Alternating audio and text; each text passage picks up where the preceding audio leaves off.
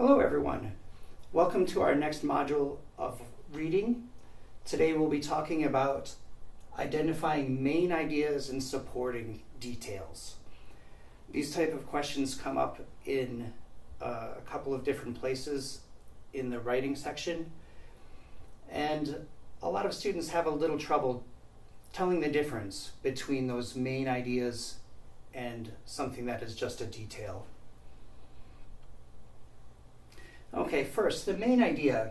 It's the most important idea of the text or of a paragraph. It's often a general idea. It's almost simple sometimes.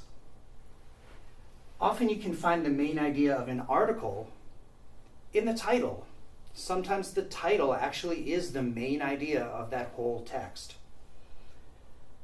The main idea of a paragraph is often the first sentence, but not always. The main idea is like the heart of a text or paragraph. It's the controlling idea. All the other supporting details in the text or within a passage should tell us more about that main idea. The topic sentence. Many paragraphs have a topic sentence that indicate the main idea. Often it's the first sentence. It could be the second sentence if the first is linking back to an idea in the first or in the previous paragraph. Let's look together at this short paragraph here. Let's try to find the topic sentence. Homeless people have many problems. In winter, it's hard to stay warm, and it gets too hot in summer. It's also hard to keep things safe without a home. Worst is the lack of privacy. So pretty simple paragraph here. And as I said, the topic sentence, it's right here. It's the first one.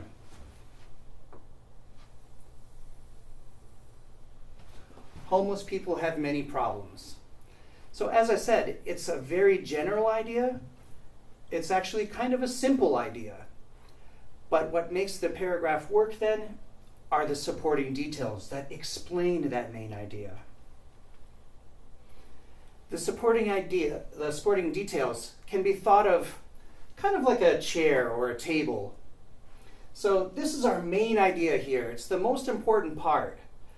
But it can't stand up unless it's got these legs. Those are the details. And that holds your ideas in your paragraph together. The supporting details prove the value of that main idea. So what are the supporting details in this paragraph? Again, we've got the same paragraph. Homeless people have many problems. In winter, it's hard to stay warm. And it gets too hot in summer. It's also hard to keep things safe without a home. Worst is the lack of privacy. So all of these others, we had our topic sentence, homeless people have many problems. The rest of it, these are all the supporting details. Hard to stay warm in the winter, it's too hot in the summer. Hard to keep things safe, lack of privacy. Those are all the supporting details. Now, what makes this tricky? Sometimes the main idea is not in a topic sentence. It's simply implied. So it may actually have a topic sentence. You can point right at it. Homeless people have many problems. That's the main idea. But sometimes it doesn't actually say that. So here, students had fun on their field trip. They visited the Marine Museum. They were able to tour a tugboat, and they bought souvenirs in the gift shop. After the tours, they ate a picnic lunch in the park and played with their friends. So here, if we're looking for the main idea, let's look at that first sentence. The students had fun on their field trip. And the rest of the sentences, They tell us about the field trip, right? Yeah, so that is our main idea here.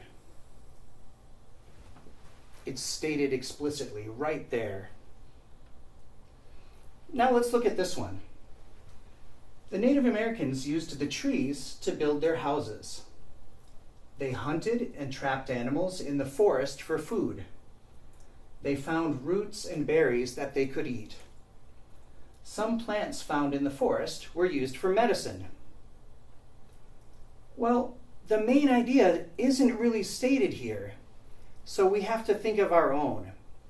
This main idea is just implied, and it's something like this. Native Americans used resources in the forest to survive. Okay, so let's look at this one. The rainforest is home to many creatures. Monkeys, toucans, and macaws live in the rainforest. Butterflies and anteaters also live in the rainforest. What is the main idea?